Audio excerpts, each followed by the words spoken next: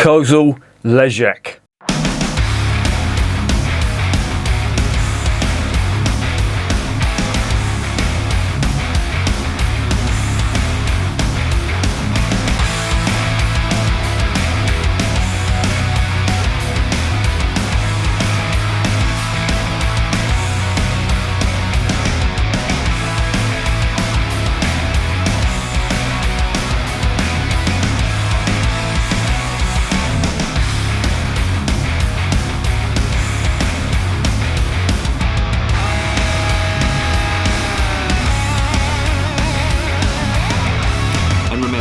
Life is too short to be drinking shitty beer.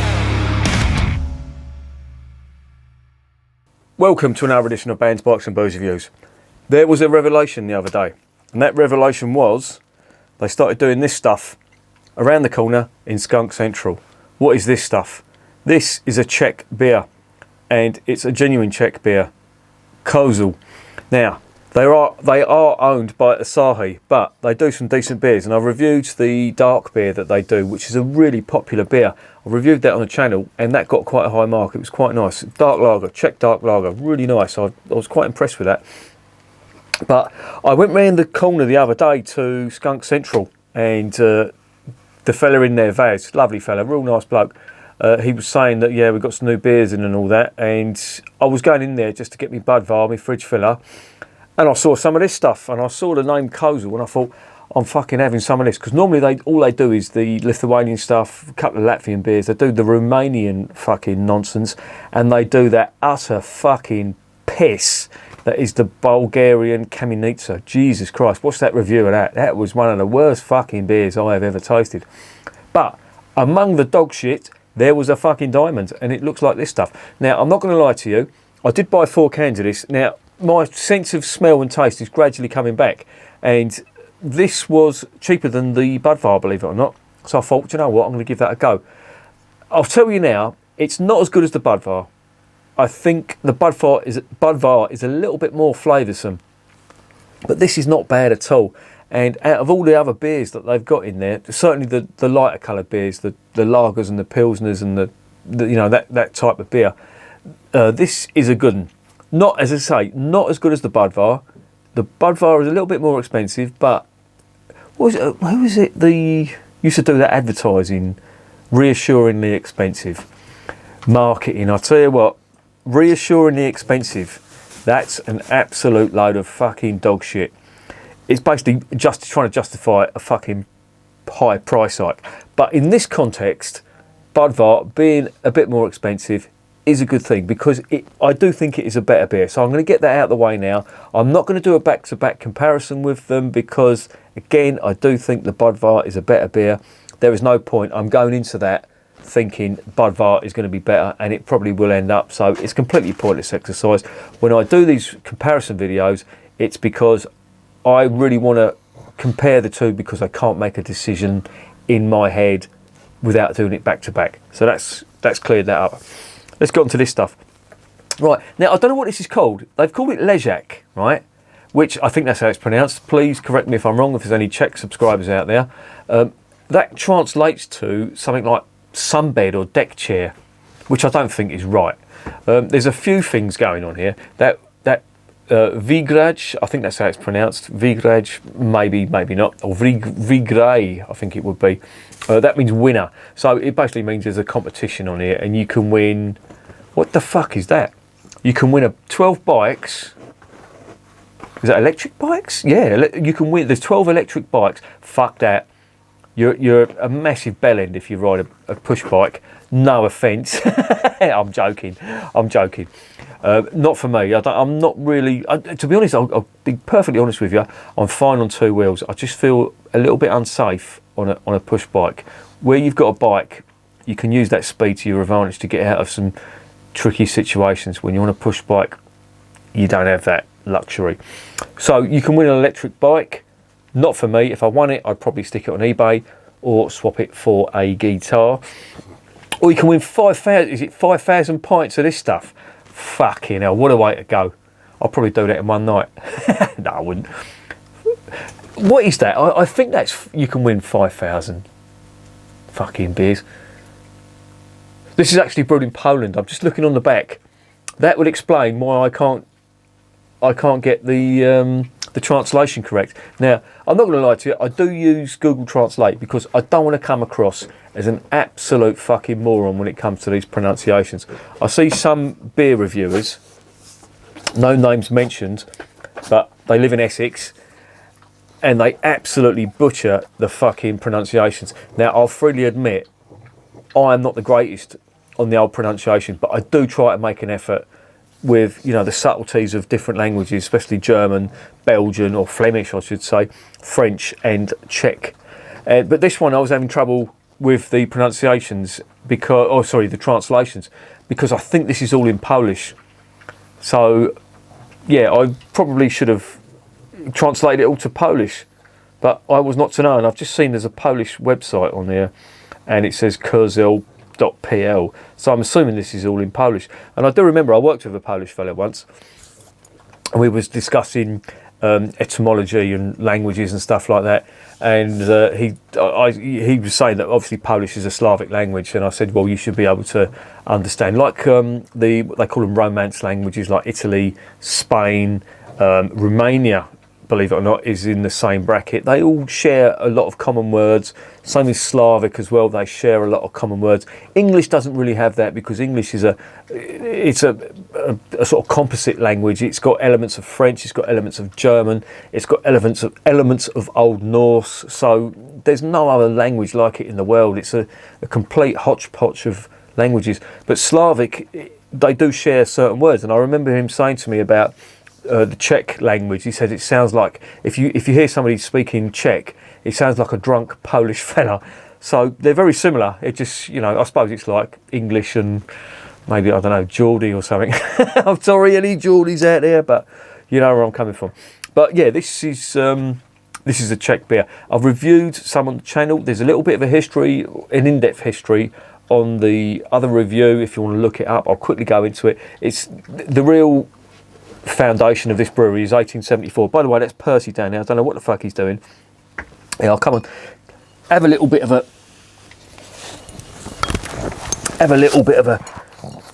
limelight there, mate. Get out of it, you. I don't know what that's just been licking. This, as I say, this brewery has been going since 1874, but they can trace the sort of lineage back to 1400, or the 14th centuries, the 14th century, I should say. And they've been going strong ever since then. Obviously, as I always say with these Eastern European beers, after the Second World War, when the Soviet Union occupied their lands, there was no real big private businesses. They were all state-owned, as were all the breweries. So, you know, from 1946 I think it'd be 46 or 47 for the Czech Republic, because the Czech Republic was originally occupied by the Americans, and with all the shenanigans that went on at Yalta, they swapped the various territories and all that. Very complex, not for this channel. There's far better channels that discuss that. But basically, what I'm trying to get across is under communist rule, all the breweries were state-owned, so there was no independent brewers. Obviously, when the Iron Curtain came down in 92, there was a free market across Eastern Europe, and a lot of these private or state-owned breweries fell into private hands. I didn't say fell into private hands. They were bought by private companies. And it was taken over by Asahi quite recently, I think. And Asahi being the reason I can get this round the corner in Skunk Central. So there you go. There's a little potted history of the Kozel brewery. Kozel is Czech for billy goat, or a male goat. So obviously you've got the goat on the front, that gives that away. The brewery actually have a live goat as a mascot, and they've had that since 1947, I think. So there's always been a goat in the brewery, and I think if I opened up a brewery, I'd have little Percy as a mascot, wouldn't I, mate? Eh? But you've got to go down because you're too fucking heavy. You're killing me, mate. You're killing me. You're doing it to me. Right, so that's all that out of the way. Let's get this open and let's see what's going on with it.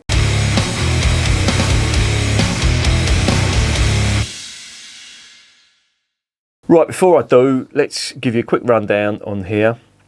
This is a 500ml bottle. I think it's 4.6%, which is unusual because most sort of premium lager, which this is, would be 5%, but 4.6%, I can live with that. That's not too bad. There's no real brew sheet on here. They say that they use 3 types of hops. I'd imagine Sart's hops is one of them. And this uses a hop called Premiant hop, which is a Czech bittering hop. It's slightly spicy, but it's mainly used for bittering. So that's what they've got in here. And I imagine, I'm going out on a limb here, but I imagine they use Sart's hops as well, because that is the most prevalent hop in the Czech Republic, and it gives Czech beer its characteristic taste. So there you go. So let's get it open. Let's see what's going on.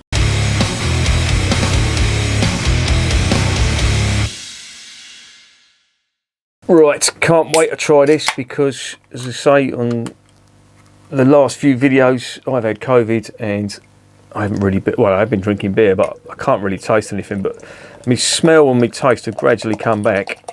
Well, some would argue about my taste, because I still support West Ham and I still like Motorhead.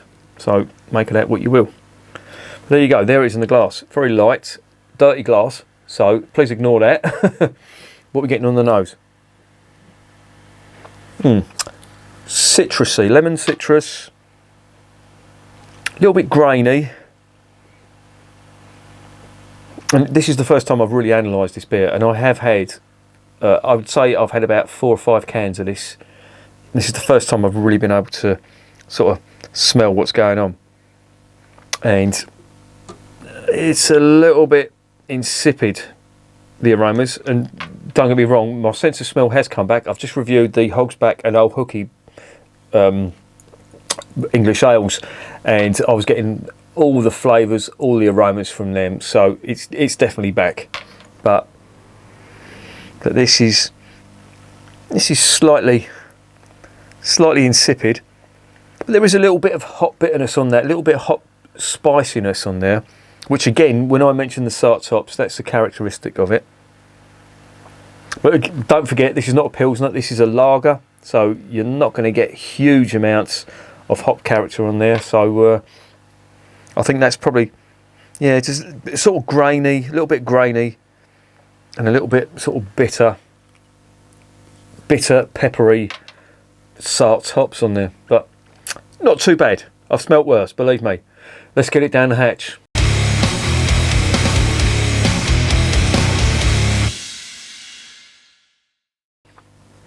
Bottoms up.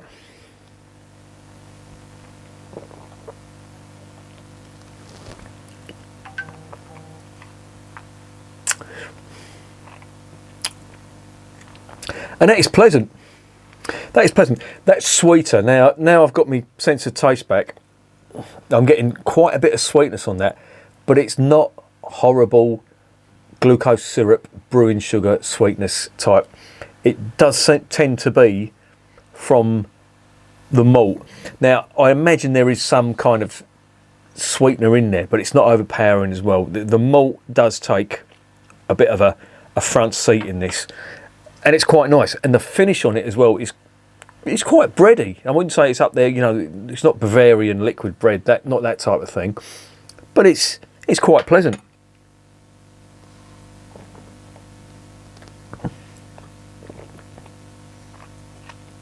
And there's quite a bit of the Sart's hop character on there, from what I can discern from it. And it is nice. In fact, that is very nice. I mean, I was drinking it before, and it just felt like cold, fizzy liquid. I mean, that's what COVID does to you, and it's. I wouldn't say it's horrible. Well, obviously, there are people that have had it really bad. I'm not saying it's not that, but the big thing for me, yeah, you had the fatigue and all that, but the big thing for me was the loss of smell and the loss of taste. Of course, doing this, it's, you know, you're fucking scuppered, really, aren't you? But now it's back. I'm sort of getting the aromas even more so. I don't know whether it's heightened my sense of smell or not, or maybe I've just been drinking this and just not smelling anything, but yeah, it does smell quite nice.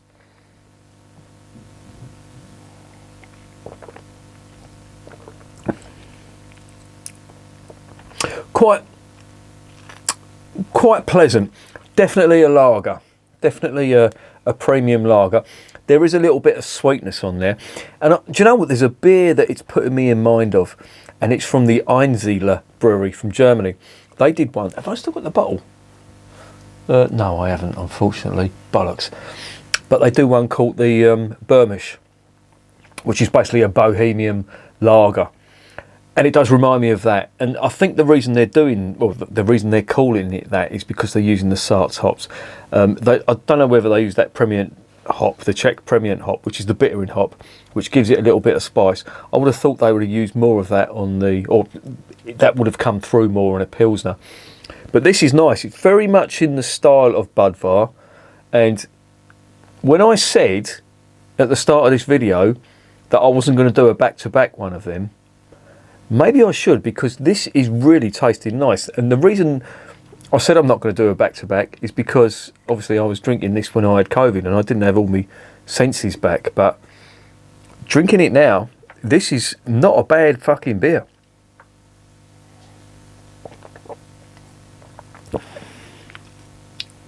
I still think the Pivovar has got more flavour. So I don't know though. This has got a nice finish on it that I wasn't getting when I tried it before. And I did have 4 cans of this. Maybe I should do a back-to-back. And that would be very easy to do, because I could just toddle off around the corner, get 4 cans of Pivovar, and pick up a few of these and all. Watch this space. I may do that because I don't know how easy it's going to be for you to get this and whether it's worth me doing it. Put in the comments if you want me to do a back-to-back with Pivovar, and I will.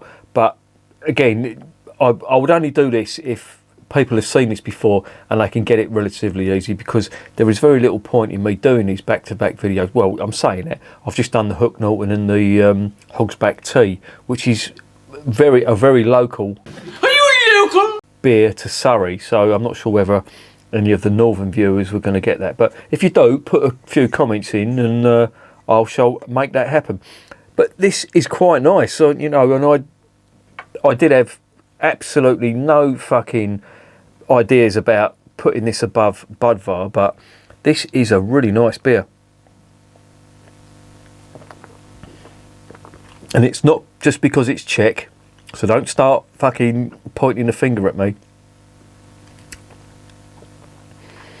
But as I say, with countries like the Czech Republic and all that, and Germany, obviously, if you brew bad beer, you're not going to last very long.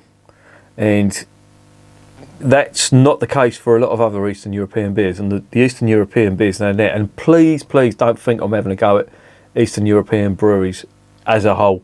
There are some good ones out there, I'm sure. It's just they're not too available. And I know there are for a fact, because some people have put in the comments about some of the smaller Polish breweries who do some really good beer as well.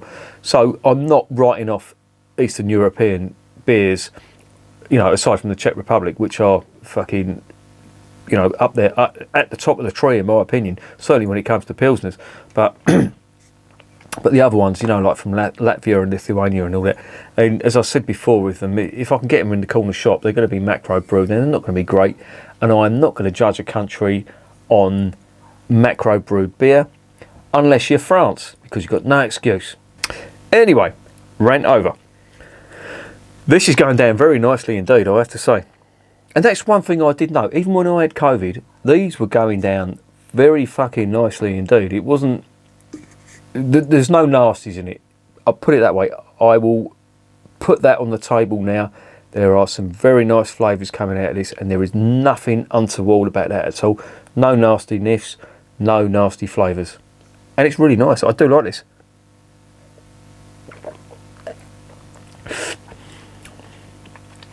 Brilliant. Yeah, really nice. And the fact I'm getting it in the corner shop is a fucking bonus. So, what's not to like?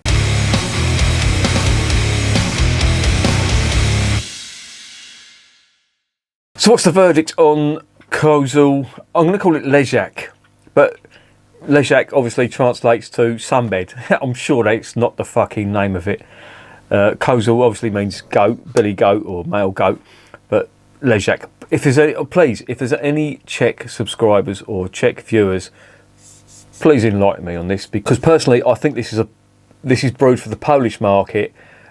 This is the Czech version of their premium lager. They only do a few beers. but I think this is the Polish version, and I'm not sure what Leżak. Well, Leżak in Polish means sunbed, and I'm sure they've not called a fucking beer sunbed. If you've called a beer sunbed, then you need your fucking head testing. The fact you can win an electric bike or 5,000 pints, what a fucking choice. I personally would go for the 5,000 fucking pints myself, but what a party that would be. Jesus, I would invite everyone. I'd invite the whole estate, and there's some fucking wrong ones on the estate. There'd be absolute carnage. Oh, yeah. Talk about shitting on your own doorstep. Anyway, let's reverse out of that cul-de-sac, literally, and get onto this beer. Well, yes, as I said, I did try this when I had COVID, and it went down reasonably well. I weren't really getting much flavour out of it. I did think in my head, again, this is drinking with your eyes, Pivovar can't come close to it. Now my senses have come back, I'm thinking, I still think Pivovar's got the edge, but this isn't a bad beer. For a fridge filler, I can get round the corner for less than, I think it's less than two, well, no, I think it's over two, just over £2 for a can. That is not fucking bad. And as I say, I've tried some of the other Kozel stuff before. Or I think that's how it's pronounced, Kozel. Check out the review of the dark beer. That was really nice. But this is good. I'm going to give it an 8 out of 10. If you can get it, I'll recommend it. And I need to do a back-to-back with the Pivovar. So I'm probably going to do that at some point. So watch this space. But that, for me, is an 8 out of 10. And that is recommended. And remember, beer is working class champagne.